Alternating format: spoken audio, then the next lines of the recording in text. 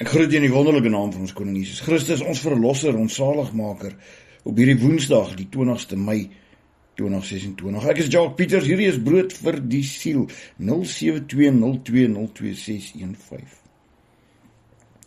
Maak nie saak wat ons gemoed is nie, daar is altyd 'n psalm wat dit kan vul. Altyd 'n psalm waarmee ons onsself kan vereenselwig. Dawid het vir ons 'n hele paar van die 150 psalms geskryf in die boek van Psalms. 'n hele paar van dit, en baie van hulle is gebede. Baie van hulle is maar net hoe hy gevoel het op die oomblik. Psalm 140 is een van hierdie psalms wat nie net 'n gebed is nie, maar deel is van sy gemoed, hoe hy gevoel het. Wanneer ons die boek van Psalms lees en ons blaai deur dit, dan kan ons verstaan hoekom God gesê het dat Dawid is die oogappel. Is 'n man so na in sy hart. Vir die musiekleier, Psalm van Dawid, red my, Here, van die kwaaddoeners. Bewaar my vir die manne van geweld, wat slegte dinge in die hart bedink, wat elke dag stryd verwek. Hierdie Psalm is 'n gebed vir beskerming teen goddelose mense.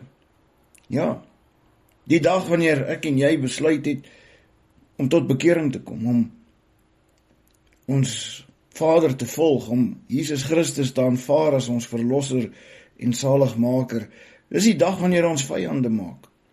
Selfs in ons eie families staan daar vyande op. Net omdat ons 'n besluit gemaak het om die Here te volg met ons hele hart, ons hele siel, ons hele gedagte en met al ons krag. Net omdat ons besluit het dat daar is iets tekort in ons lewe en ons dit gevind het. En daardie tekortkoming is ons Verlosser, Jesus Christus, ons Vader wat die hemel en aarde geskaap het, sodat ons hier kan wees, sodat ons hom kan dien, sodat ons hom kan loof en eer, sodat ons die Heilige Gees kan ontvang, sodat ons kan lewe volgens sy wil en nie ons eie wil nie. Dat ons aanvaar hoe die Heilige Gees ons leer om probeer goed te doen altyd. Maar daar is tye wanneer ons besluite moet maak in ons lewe om hard te wees, om nee te kan sê. Want nie almal wat op jou pad kom is van die Here af nie. Nie almal wat kom en maak hulle is jou vriende, is jou vriende nie. Baie van hulle is eintlik goddelose mense, wat jou vyand is, wat wil kom om jou te laat val. En soms dink hulle selfs hulle is van die Here af. En ek praat sleg van niemand nie. Maar die gevaar waaraan jy is, wanneer jy opreg die Here volg is nie klein nie. Die bose kan jou beste vriende gebruik om teen jou te staan, om jou af te trek. Daarom moet ons waaksaam wees, daarom moet ons oplettend wees, en daarom moet ons bidend bly. Daarom moet ons wapenrusting aantrek en vir mekaar bid, op 'n gereelde basis. Nie nou en dan nie, vir mekaar bid, elke dag. Bewaar my, Here, vir die hande van die goddelose. Behoed my vir die manne van geweld wat planne beraam om my voete weg te stoot. Trotsaards het vir my 'n vangnet gespan en toue. Hulle het 'n net uitgespan aan die kant van die pad. Strikke het hulle vir my gestel. Sela. Ek het tot die Here gesê, U is my God. Luister tog, Here, na die stem van my smeekinge. Here, Here, sterkte van my heil. U beskut my hoof in die dag van stryd. Here, gee tog nie die begeertes van die goddelose nie. Laat sy lustige plan nie geluk, sodat hulle hul verhef nie. Sela. Wat betref die hoof van die wat my omring, laat die onheil van hul lippe hulle oordek. Laat vurige kole op hulle afgegooi word, mag hy hulle laat val in die vuur, in kuile, sodat hulle nie weer opstaan nie. Laat die kwaadspreker nie op aarde bevestig word nie. Die man van geweld, laat die ongeluk omjaag met slag op slag. Ek weet dat die Here die regsaak van die elendige, die reg van die behoeftiges, sal behartig. Sekerlik, die regverdiges sal u naam loof, die opregtes sal voor u aangesig woon.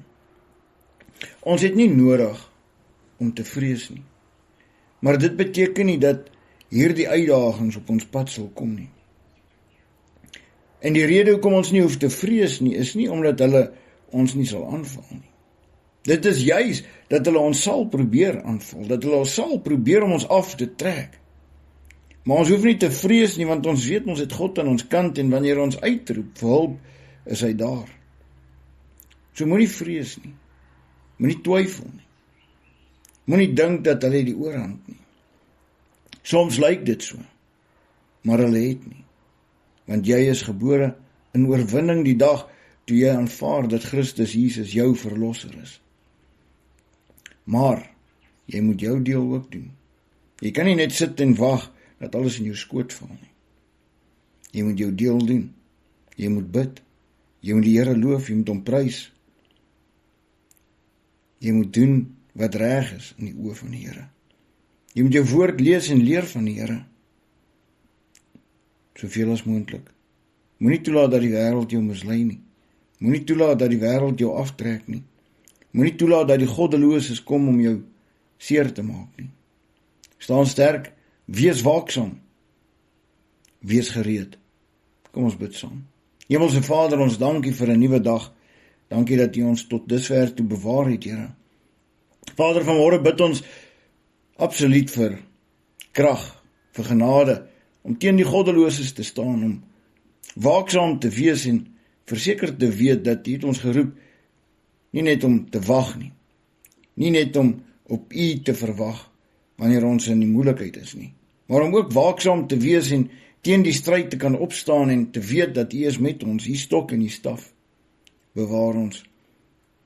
Al gaan ons in 'n pad van onheil, al is ons in die doodskade weer, ons het nie nodig om te vrees nie. Ons moet net uitroep. Net soos wat Petrus gesink het in die water, het hy uitgeroep. En daarom, Here, weet ons U wag altyd. U is altyd gereed met die engele. Wanneer ons uitroep, is U daar. Vader, bewaar ons pad. Bewaar ons vorentoe. Bewaar ons teen die bose. Bewaar ons teen die goddelose. In Jesus naam. Amen. Onthou, lees self jou Bybel, moenie toelaat dat die wêreld jou mislei nie. Groete.